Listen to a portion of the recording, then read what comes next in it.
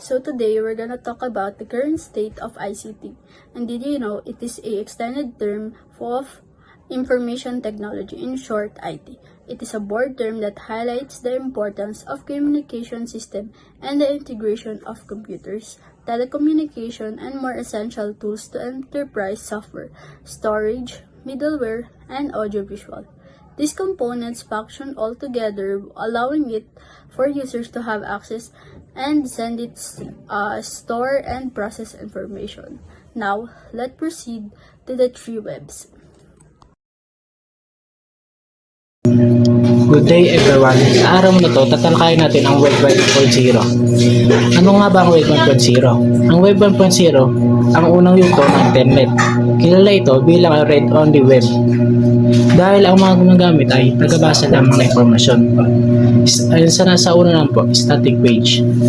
Ang mga website ay hindi nagbabago at walang interactions, may interactive features. Ayun sa number 2 naman po, limited creators. Ilan lang ang gumagamit ng contents, karamihan ay taga-konsumo lang. Ayun sa number 3 naman po, feedback. Napakahirap mag-interact kung may mensahe ka, idadaan mo lang ito sa private email. Paano nga ba ito gumagana? Kung titignan natin ang diagram, ganito ang daloy ng impormasyon noon. Webmaster, sila ang may control, sila ang gumagawa at nag-upload ng website. E sa static web naman, ito ang nagsisilbing digital at paskilan o portal ng impormasyon. E sa users naman po, ang mga tao ay tumitingin lang, ang daloy ng impormasyon ay one way o isang direction lang mula sa webmaster patungo sa user. Sa conclusion, sa madaling salita, sa Web 1.0, ang user ay tagabasa lamang. Hindi ka pwede mag-comment, mag-like, o mag-upload ng sarili mong content. Tulad ng ginagawa natin sa social media ngayon.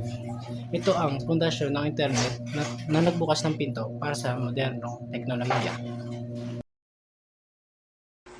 The other part of www is Web 2. What is Web 2? Web 2 refers to the second generation of Internet, where people are no longer just readers of content, they are also the creators and participants. Before, websites were mostly static, where you could only view information. With Web 2, it became more interactive and social. Hi, good day everyone. My name is Chris Charles M. Perez. Our topic is about Web 3.0. It is described by Tim Berners-Lee, father of the World Wide Web, as the read-write executive web. It is referred to as the semantic web or data-driven web content and response. So it just understands the meaning of information, not just the words, so it can give smarter answers. Next, the context of the search of the user is processed by a programming language to help the user by presenting options of what the person is interested in. It means that the system analyzes what you like or search for and suggests things that match your interests. Next, it will not make Web 2.0 obsolete. It means that Web 3.0 improves the internet, but Web 2.0, like social media, will still exist and will be used. Next is technology convergence. It is an evolution of technological developments that merge into a new system, bringing together different types of application and media. It means when different technologies combine, it creates one better system. For example, a smartphone or tablet combines many things like internet, apps, camera, and media in one device. Dahil nga sa explanation ni Tim Berners-Lee na ang World Wide Web 3 o ang Web 3 ay isang read, write, and execute website, dito man papabilang ang ChatGPT, Meta AI, at iba pang mga artificial intelligence. Dito, kumukuha sila ng user inputs at nag-execute ng mga commands based sa users, tulad ng paggawa ng mga photos. Nagbibigay ang mga users ng photos o nagbibigay ng mga prompts para gumawa ang AI ng mga photo or magkaroon ng enhancements. Ang unang type ng social media ay social networks. Sa social networks, pwede makipag-usap ang mga users sa isa't isa at mag-send ng mga reactions, opinions at iba. Ang example nito ay Facebook, kung saan pwede ka mag-post sa timeline mo ng mga nangyayari sa buhay mo, dating apps tulad ng Tinder, at sa mga working class naman na kasama ang Telegram at ang LinkedIn. Ang second type ng social media ay bookmarking sites.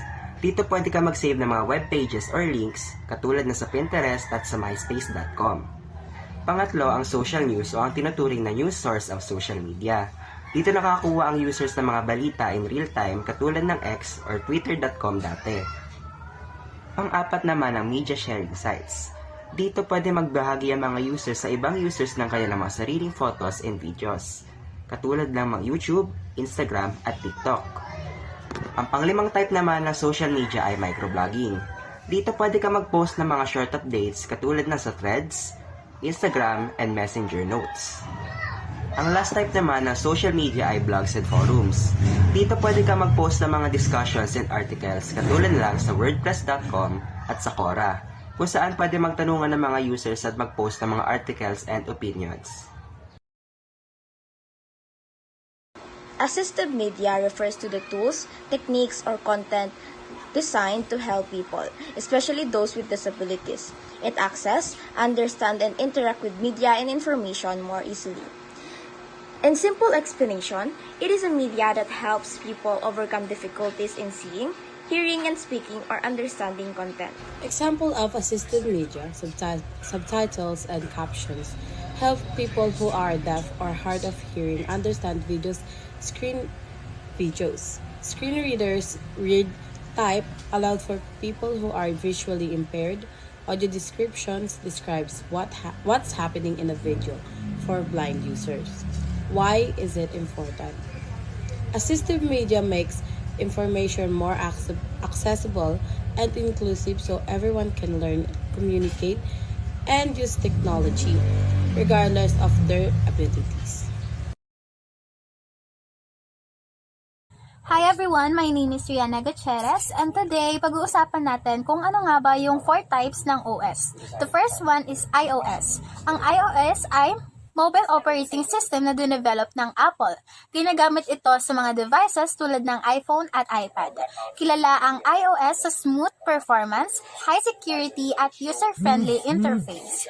So, may key features ang iOS which is Face ID, iMessage, AirDrop, and Siri. Sa advantages naman ng iOS ay secure, stable, long-term, and updated. Sa disadvantages naman, mahal ang devices, limited ang customization. The next one is Android. Ang Android ay operating system na dinevelop ng Google. Ito ang pinaka-popular na mobile OS sa buong mundo at ginagamit ng iba't ibang brands tulad ng Samsung, Xiaomi, Oppo, at iba pa. Open source ito. Ibig sabihin, pwedeng i-customize ng manufacturers at users. Kaya maraming klase ng Android phones, iba-iba ang presyo, design, at features. May access din ito sa Google Play Store para sa pag-download ng apps. Key features niya ay Google Assistance, widgets, customization. Advantage, flexible, maraming choices, at affordable options. Disadvantage niya naman ay mas prone siya sa viruses kung hindi careful ang paggamit at hindi lahat ay sabay-sabay ang updates.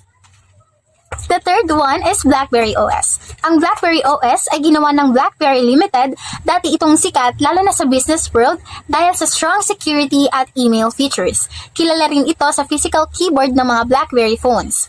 Pero dahil hindi na ito nakasabay sa modern apps at touchscreens technology, unti-unti itong nawala sa market. Ngayon, halos wala nang gumagamit nito. Key features niya ay secure messaging, physical keyboard, advantage ay mataas na security, disadvantage is outdated, limited apps at discontinued na. The last one is Windows OS. Ang Windows Phone OS ay dinevelop ng Microsoft. Kilala ito sa live tiles or yung moving squares sa home screen na nagbibigay real-time updates. Maganda sana ang design at smooth din gamitin, pero nagkaroon ito ng problema sa kakulangan ng apps kumpara sa Android at iOS. Dahil dito humina ang demand at tuluyan na itong dinevelop. Meron siyang key features, live tiles, Microsoft integration, advantage niya ay unique design, smooth performance. Disadvantage niya ay kulang sa apps at discontinued na. So, sa apat na mobile operating systems, ang iOS at Android ang nanatiling dominant ngayon dahil sa patuloy na development at support. Samantalang ang BlackBerry OS at Windows Phone OS ay naging mahalaga sa history ng smartphones pero hindi na nakasabay sa pagbabago ng technology. So, okay. Good day, everyone. I hope you guys are constantly learning about our topic. I'm your reporter for this topic, Symbian. Okay, hinga muna kayo. Okay na? First, ano nga ba ang itsura ng Symbian? Bali, eto siya. Editor, alam mo na yung gagawin mo. Ngayong nakita nyo na itsura ng Symbian, dadalhin ko naman kayo kung ano ang kasaysayan ng Symbian. Narito ang aking script. Ang Symbian ay isang operating system na ginawa especially para sa mobile phones. Yes, mobile phones. Ito ay nilikha noong panahong late 1990s at naging pinakamalaking smartphone OS sa early 2000s, lalo na sa Europe at Asia. Maraming sikat na phones noon tulad ng Nokia N-series, Sony Ericsson at Samsung models ang gumagamit ng Symbian. Ano nga ba ang nagpapaganda sa Symbians noon? Una, sobrang multitasking nito. Kaya mong patakbuhin ng sabay-sabay ang mga maraming applications. Pangalawa, malakas ito sa enterprise features tulad ng secure email, calendar, at business connections. Pangatlo, mahusay sa phones na may limited hardware, matipid sa battery at memory. And lastly, suportado nito ang touchscreen at keypad phones at may sarili pang App Store kalaunan. Sa kontekstong ICT, ipinakikita ng Symbians kung paano nagsasama-sama ang computers, telecommunicator, at mobile hardware para sa isang unified system. Tinulungan nito ang mga users na i-access, mag-send, store, at i-process ang impormasyon kahit na nasa labas kayo. Ito ang nagbigay daan para maging totoong smart ang phones. However, noong panahong 2010 hanggang 2011, nagsimula bumaba ang Symbian dahil sa malakas na competition mula sa iOS ng Apple at Android ng Google. Noong 2014, tuluyan nang natigil ang suporta sa Symbian. Kahit discontinued na ito ngayong 2026, nanatiling importante ang Symbian sa kasaysayan ng ICT. Ito ang nagpatunay na pwedeng maging powerful computing device ang isang maliit na cellphone at magbigay ng inspirasyon sa mga modernong smartphones at ginagamit natin yun. At doon na natatapos ang aking pagbibigay alam sa aking topic. Maraming salamat sa inyong pakikinig.